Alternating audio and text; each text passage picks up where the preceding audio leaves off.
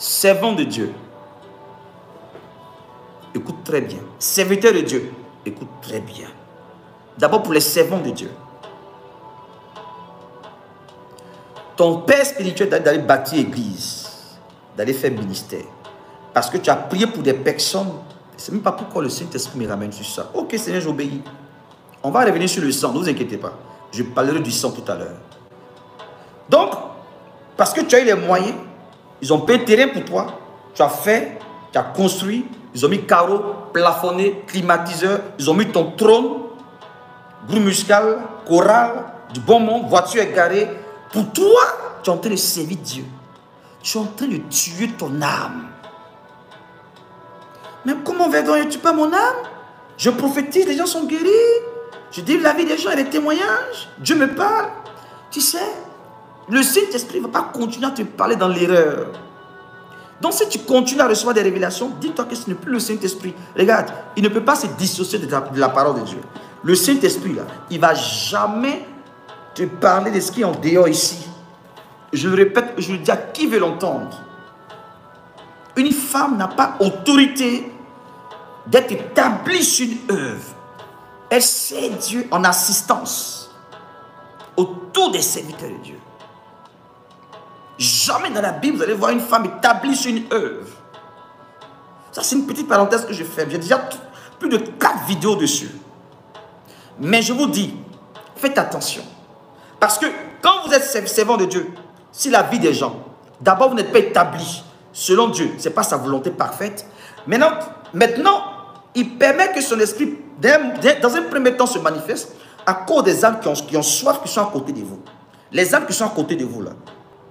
Eux, là, ils cherchent la guérison, hein, ils cherchent la délivrance. Ils savent que vous êtes loin, donc ils viennent. Maman, parle sur moi. Maman, donc eux, ils te prennent comme une solution à leur problème.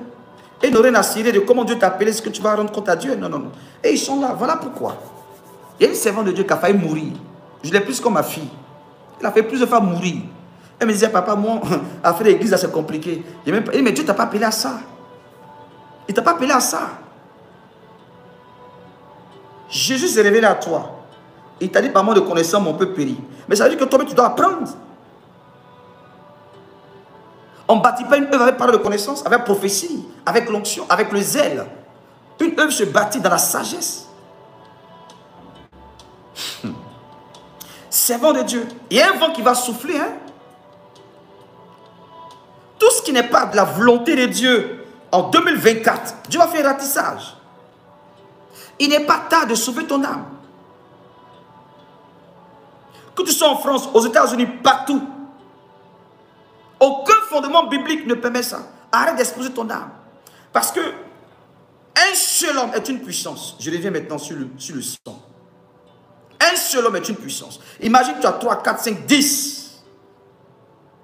Des énergies sont en eux, ça bouge. Sans compter les problèmes spirituels. Les influences. Et puis ils arrivent devant toi seul. Tu as un micro, tu parles. Et puis de surcroît, tu établis sur les âmes. Tu sais ce que veut dire établir sur quelqu'un? Oh Seigneur. Oh, il y a trop de manque de connaissances.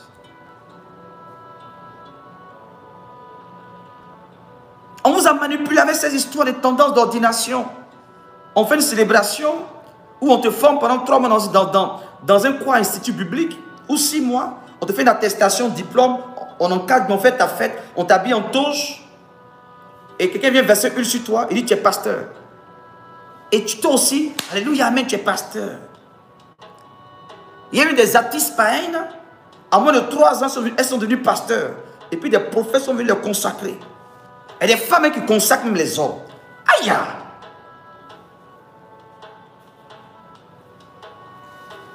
Au stade où nous sommes arrivés, chacun va dire à son Saint-Esprit. Mais vous avez votre Saint-Esprit là. Mais votre Saint-Esprit là, pourquoi il ne se base pas sur la parole de Dieu? Parce que votre problème c'est l'orgueil. Oh, il est jaloux. Oh, moi j'ai eu la vision. Dieu m'a parlé. La vision là. Satan donne vision, hein, ma soeur. Satan donne vision. Authentique même. La Bible l'appelle l'ange de lumière. C'est le meilleur, il se déguise.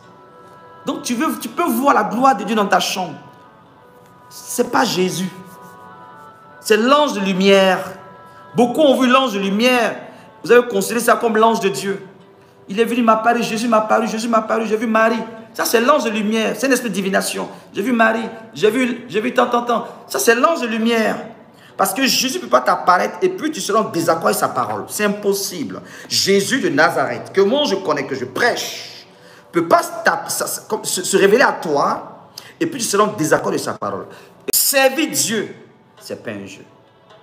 Moi, après 30 ans de ministère, la 31e année, Dieu me dit, mon serviteur, c'est maintenant que tu commences à me servir. Il dit, Seigneur, qu'est-ce que j'entends là? Et toutes ces années, il dit, oui, tu m'as servi. Mais c'était pour moi une manière de te préparer. Maintenant, tu accomplis. Je vais te présenter aux nations. Tu entends ça? Après 30 ans. Je ne dis pas que forcément il fera avec toi. On n'a pas le même appel. Mais pour te dire que Dieu prend son temps avec quelqu'un avec qui veut faire quelque chose de sérieux. Il ne faut pas être pressé, mon ami. Et puis, quelles sont tes intentions? C'est pour cela que vous mourrez. C'est pour cela, petit feu, vous avez des maladies, des trucs bizarres. Parce qu'il t'a pas appelé à t'établir. Regarde, pendant que moi-même, je faisais des programmes de 3000 personnes avec les églises méthodistes, j'avais la possibilité de bâtir une œuvre par l'Esprit de Dieu. Mais j'étais sous la couverture de quelqu'un. Je tapais tam-tam. J'ai pu faire, comment on appelle, rendu mes témoignages dans mes vidéos. À Port-Boué ici, Port-Boué, 2001-2002, quand j'ai quitté l'église de Tangré, Dieu m'a dit, attends-moi, j'ai dit, je t'attends. Il faut savoir apprendre à écouter Dieu. Hein? Vous cherchez quoi dans l'œuvre de Dieu? La richesse, la gloire, la notoriété. Port-Boué, tous ceux de Port-Boué savent. Allez à Port-Boué, allez-y à Port-Boué. Depuis le maire, le docteur Emou Sylvestre, c'est qui est verdoyant. Avant qu'il ne soit maire, il a prié pour lui. Toute la commune de Port-Boué, ils savent qui je suis. Même les gens de la diaspora, des enfants de Port-Boué à Paris, en France. Et tous, ils ont connu quand j'étais enfant, quand j'ai grandi, quand Dieu m'a touché. Jusqu'à aujourd'hui. J'ai une histoire, j'ai un vécu. C'est là. Et c'est du concret. Ils ont vu la gloire de Dieu. Même par mon canal, Dieu a créé une structure qui a réuni les fils et les filles de Port-Boué à travers le monde. Port-Boué, ma famille. Verdoyant. J'ai une histoire. Et pendant que moi je prêchais en 2001, il y avait la foule dans la cour de la famille, la cour familiale. Les voitures garaient. Les gens ne partaient plus à l'église les dimanches matin. Ils attendaient la cellule de Verdoyant les dimanches soirs. Beaucoup de serviteurs de Dieu qui sont remplis d'orgueil aujourd'hui, qui sont rentrés dans beaucoup de choses, sont nés dans cette cellule-là, se sont convertis pour certains. J'ai formé beaucoup, il y a 22 ans en arrière, 23 ans en arrière. Nous sommes en 2024. Vous entendez? Pendant que je quitte Angré Cocody, un quartier aisé, mon staff me dit, mais, faut faire église. Les gens me disent, mais va faire église en Angré, en Cocody. Toi, tu es dans Port-Boué. Il dit, non. On n'a pas la même mentalité. Regardez un peu l'esprit des gens. Cocody, Angré. Ils voyaient quoi? L'argent. Et beaucoup servent Dieu à cause d'argent. Donc, les gens ne partaient plus à l'église. Hein? Allez-y demander. Je ne raconte rien. Le témoignage est frais là. C'est là. Renseignez-vous. Va à Port-Boué.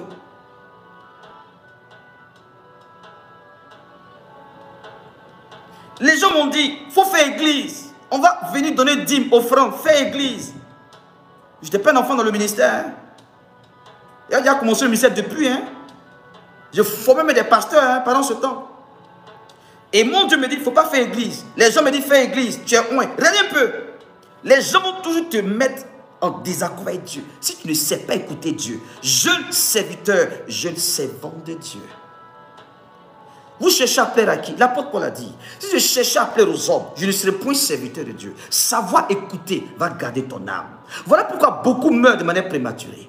Vous ne savez pas écouter. Vous êtes pressés. Vous êtes remplis d'avidité, de convoitise. C'est ça qui vous tue. C'est ça qui vous tue. Mais cette année 2024, Dieu s'est levé. Hein? Peut-être que tu ne vois pas. Dieu nous a permis, pour ne pas dire moi, humblement, un peu. C'est redoutable, ça fait peur. C'est pour ça que quand je regarde cette nation, la Côte d'Ivoire, je me dis, voici une nation qui marche, mais qui ne sait pas ce qu'il attend demain. qui pense qu'elle avance, la justice de Dieu va s'établir dans cette nation. Puis celui qui a des oreilles, écoute ce que l'Esprit dit. Et ça va commencer dans l'église, je le répète encore. C'est pour cela, si tu veux sauver ton âme, il n'est pas tard. Répands-toi et arrête. Parce que tu t'adresses au sang. Parce que quand une personne t'écoute, toutes ses émotions, son âme, son esprit, tout est concentré dans ta bouche.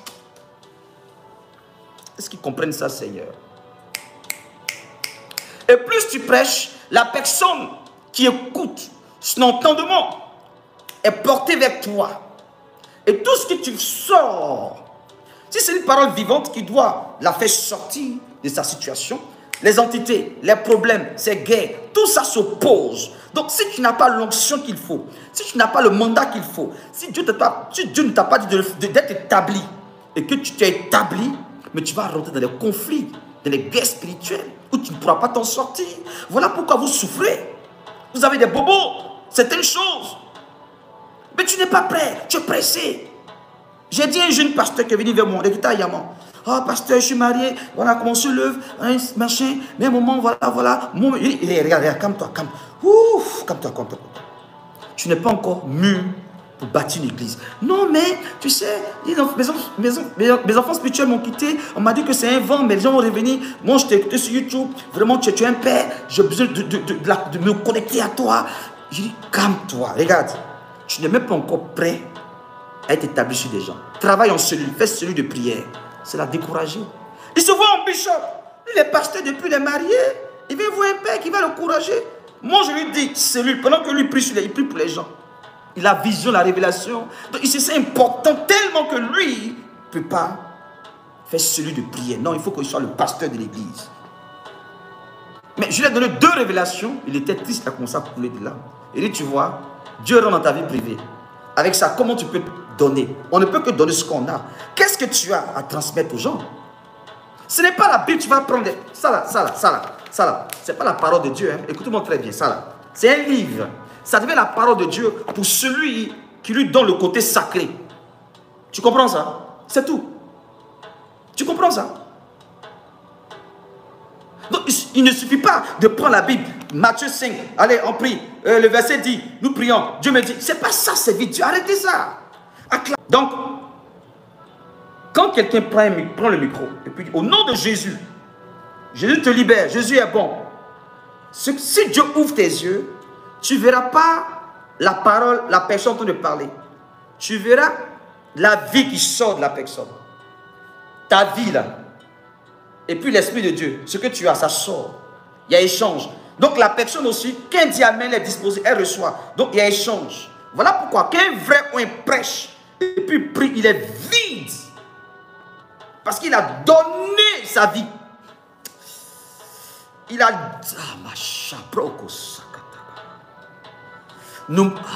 Malheur à vous qui allez attaquer au oint de Dieu. Malheur à vous qui allez vous attaquer au oint de Dieu. Malheur à vous qui allez vous attaquer au homme de Dieu. Malheur à celui qui parlera injustement sur mon oint. Malheur, malheur et malheur, ainsi parle l'Éternel. Je continue. À tous mes enfants spirituels, à toutes les personnes qui m'écoutent à travers le monde, vous êtes bénis par mes vidéos. Abstenez-vous de parler sur un pasteur, sur un serviteur de Dieu. Si tu ne connais pas, je t'en prie, ce n'est pas ton travail.